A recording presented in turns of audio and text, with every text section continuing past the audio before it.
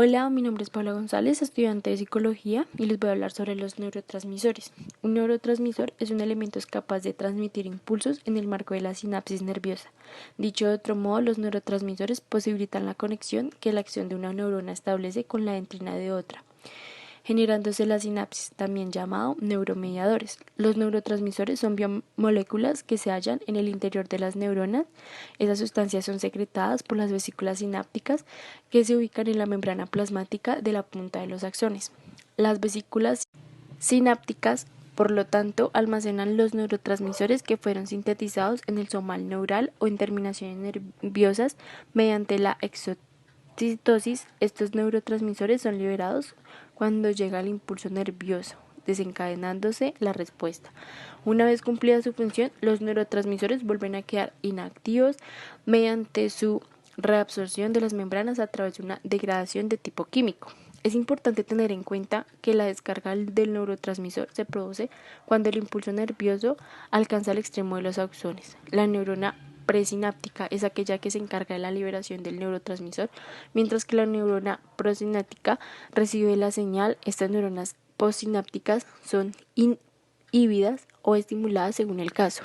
La serotonina, la noradrenalina, la dopamina y el glutamato y la glicina son algunos de los neurotransmisores más importantes, debido a que ante la falta de neurotransmisores no es posible la conexión química que se establece entre las neuronas. Los trastornos con estas sustancias provocan diversos desórdenes. El exceso a la insuficiencia de un neurotransmisor en el marco pueden generar diversos problemas en el organismo. Con fármacos, por ejemplo, es posible estimular la producción en el caso de ser necesario. La serotonina citada es fundamental en funciones tales como controlar la temperatura corporal, incrementar o reducir el apetito sexual e incluso regular la ansiedad. Por lo tanto, la noradrenalina funciona como hormona de estrés, y la dopamina es aquella que permite la coordinación del movimiento del cuerpo. Es un caso que ejerce funciones importantes como la regularización de las emociones y el control de la memoria. La glicina, por su parte, es un aminoácido que es clave de la regulación de los movimientos motores. Existen distintos tipos de neurotransmisores, cada uno de ellos con distintas funciones. De hecho, el estudio de esta clase de sustancias es fundamental para entender cómo trabaja la mente humana. Además, hay diferentes sistemas de clasificaciones, conceptos intermedios que permiten ver las afinidades y diferencias entre las sustancias indolaminas, casetolaminas, etc.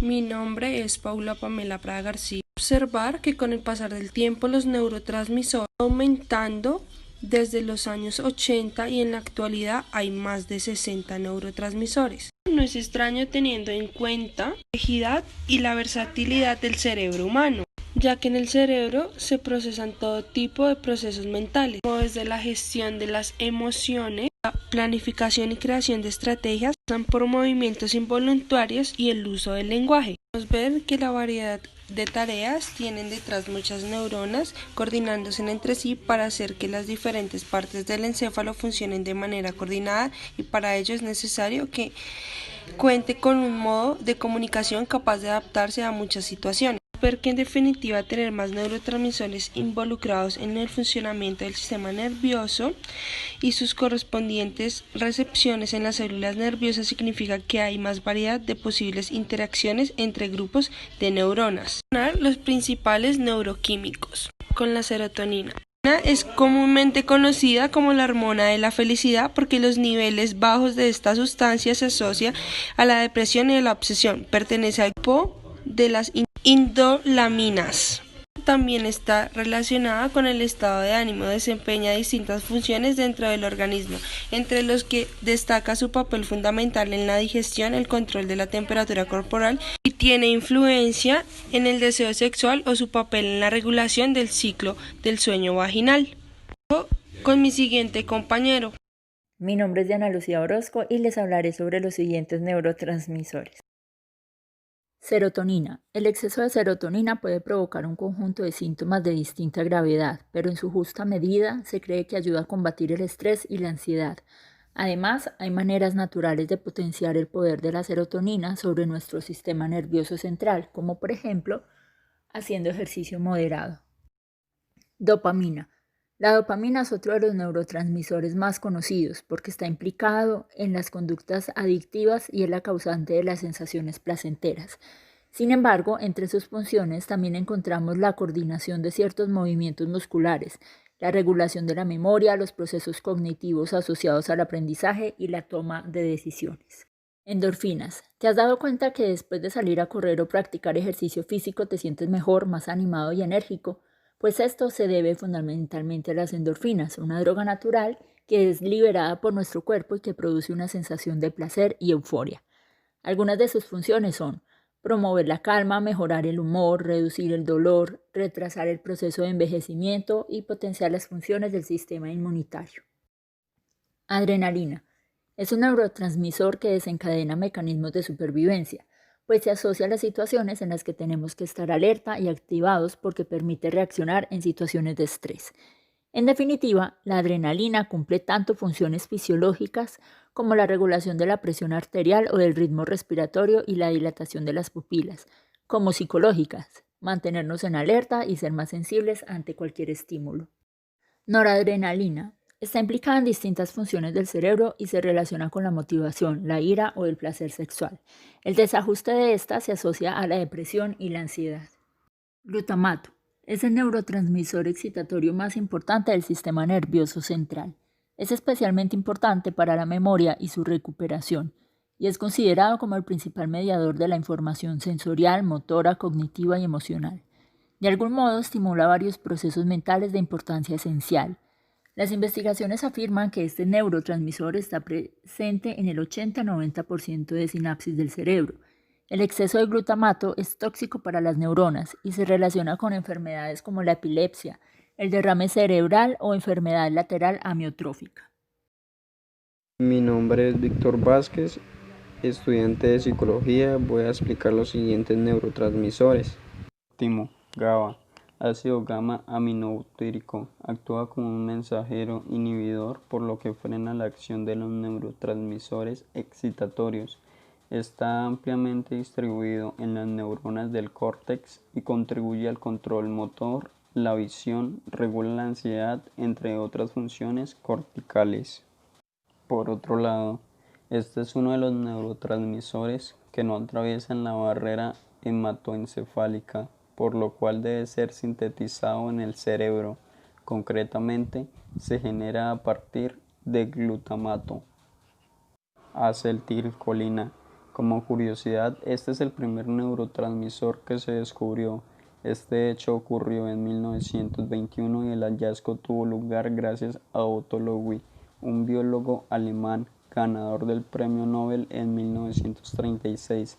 La acetilcolina está ampliamente distribuida por la sinapsis del sistema nervioso central, pero también se encuentra en el sistema nervioso periférico. Algunas de las funciones más destacadas de este neuroquímico son: participa en la estimulación de los músculos, en el paso del sueño a vigilia, en los procesos de memoria y asociación. Los tipos de neurotransmisores pueden clasificarse a partir de estas categorías, cada una de las cuales engloba varias sustancias. Primero, aminas. Son neurotransmisores que derivan de distintos aminoácidos, como por ejemplo el triptófano. En este grupo se encuentran neuropilfrina, epinefrina, dopamina o la serotonina. 2. Aminoácidos. A diferencia de los anteriores que derivan de distintos aminoácidos, estos son aminoácidos, por ejemplo, glutamato, GABA, aspartato o glicina. 3. Purinas. Las investigaciones recientes indican que las purinas, como el ATP o la adenosina, también actúan como mensajeros químicos. Cuarto, gases. El óxido nítrico es el principal neurotransmisor de este grupo. Quinto, péptidos. Los péptidos están ampliamente distribuidos en todo el encéfalo, por ejemplo, las endorfinas y las taquicinas. Sexto, ésteres. Dentro de este grupo se encuentra la acetilcolina, su funcionamiento. No hay que olvidar que a pesar de cada uno de los tipos de neurotransmisores, puede ser asociado a ciertas funciones en el sistema nervioso y por lo tanto a ciertas afectaciones a nivel psicológico. No se trata de elementos con intenciones y un objetivo a seguir, de modo que sus repercusiones en nosotros son puramente circunstanciales y dependen del contexto. Dicho de otro modo, los neurotransmisores tienen los efectos que tienen porque nuestro organismo ha evolucionado para hacer de este intercambio de sustancias algo que nos ayuda a sobrevivir al permitir la coordinación de diferentes células y órganos del cuerpo. Por eso, cuando consumimos fármacos que emulan el funcionamiento de estos neurotransmisores, muchas veces tienen efectos secundarios que incluso puede ser todo lo contrario del efecto esperado, si interactúan de manera anómala con las sustancias que ya hay en nuestro sistema nervioso. El equilibrio que se mantiene en el funcionamiento de nuestro cerebro es algo frágil y los neurotransmisores no aprenden a adaptar su influencia en nosotros para cumplir con la que se supone que es su función. De eso debemos preocuparnos nosotros. Además, existen ciertas sustancias adictivas que son capaces de alterar el funcionamiento a medio y a largo plazo de las células nerviosas. Al sustituir algunos neurotransmisores, el punto clave. Por ello, para tratar a las personas adictas, es fundamental intervenir en el comportamiento y también en el funcionamiento cerebral. Por otro lado, reducir el comportamiento de un ser humano a la existencia de tipos de neurotransmisores es caer en el error de un reduccionismo excesivo, dado que el comportamiento no surge espontáneamente del cerebro, sino que aparece a partir de la interacción entre el ser vivo y el entorno.